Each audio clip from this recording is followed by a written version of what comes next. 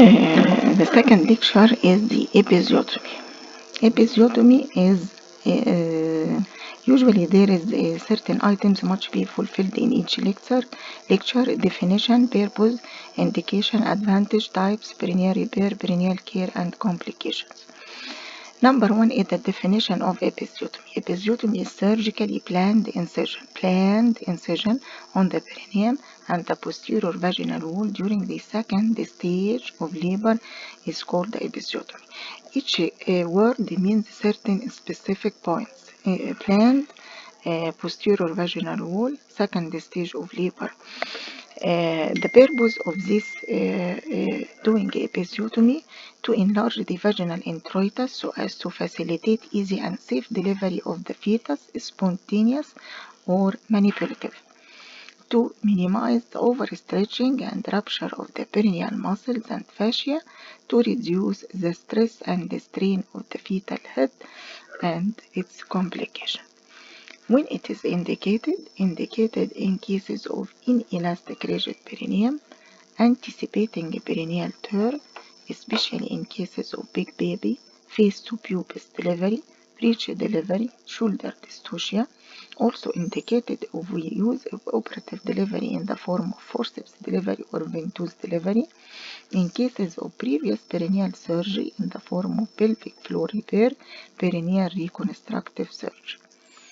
It has advantage for the fetus and for the mother. Maternal advantage, a clear and controlled incision is easy to repair and heals better than if we don't certain incision and the patient will be lacerated and have a lacerated wound which might occur if the baby is large. Number two is reduction in the duration of the second stage of labor. Number three, reduction of the trauma of the pelvic floor muscles with subsequent protection against the occurrence of genital prolapse. Fetal advantage, it minimizes the intracranial injuries resulting from sudden compression and decompression, especially in cases of premature babies with fragile blood vessels with subsequent occurrence of intracranial hemorrhage after coming ahead also in breech. When we perform the episode, it is performed at time of crowning. Crowning of the head, the protrusion of the head outside the introitus and don't recede in between uterine contraction. Also during a bulging thinned perineum during a contraction just prior to the crowning immediately, which is the ideal time to decrease blood loss. This is the site of performing a episiotomy. This is the most commonly used is the mediolateral episiotomy, and this is the median episiotomy, the second choice for doing episiotomy.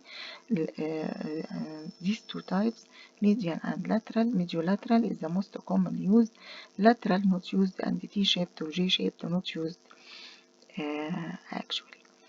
Mediolateral episiotomy begins at the midpoint of the posterior fourchette, directed at 45 degrees toward the distance between the ischial tuberosity and the anus. Toward the point midway between the ischial tuberosity and the anus. Median episiotomy is usually done at the midline at the insertion line of the perineal muscles. When we compare advantage of the median and the mediolateral, the median episiotomy muscles are not cut. Blood loss is small. Repair is easy. Post-operative comfort is maximum. Healing is superior. Wound disruption is rare. Dyspareunia is rare. The advantage of the mediolateral episiotomy, relatively easy and safe, especially in non-specialized obstetrician or non-qualified obstetrician, safe from the rectal involvement or extension. If necessary, the incision can be extended, performing what is called generous episiotomy. When we compare the disadvantage of median and the mediolateral, median episiotomy as a complication extension if occur usually involving the rectum. Also not suitable for manipulative delivery in cases on the malpresentation and forceps delivery, ventouse delivery. Disadvantage of the mediolateral, a position of the tissue is not so good. Blood loss is little more. Post-operative discomfort is more. Relative increase in incidence of wound disruption. Dyspareunia is high if compared to the median episiotomy. Sutures cut during the episiotomy, posterior vaginal wall, superior and deep transverse perineal muscles, bulbous spongiosas, and part of levator ani muscle. Fascia covering those muscles, transverse perineal branches of duodenal vessels and nerves, subcutaneous tissue and skin. Many tissues can be cut, so when we suturing or healing the episiotomy, we must take care of each layer of these structures to perform adequate healing and avoid many complications.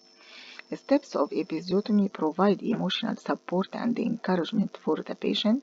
Use local infiltrative anesthesia in the form of lignocaine. Make sure there are no non-allergies to the lignocaine or related drugs. Infiltrate under the vaginal mucosa, then under the skin, then the perineal muscle deeply.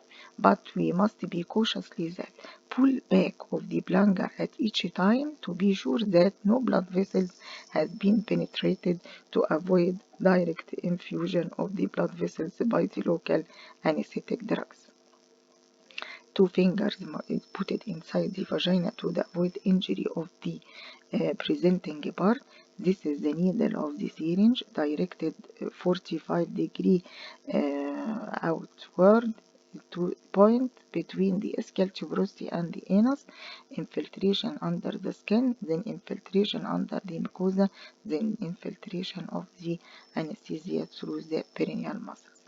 After infiltration of the anesthesia, we must change the gloves and will be insert another sterile gloves and wait for 2 minutes and pinch incision side by forceps to be sure that the anesthesia will be acted.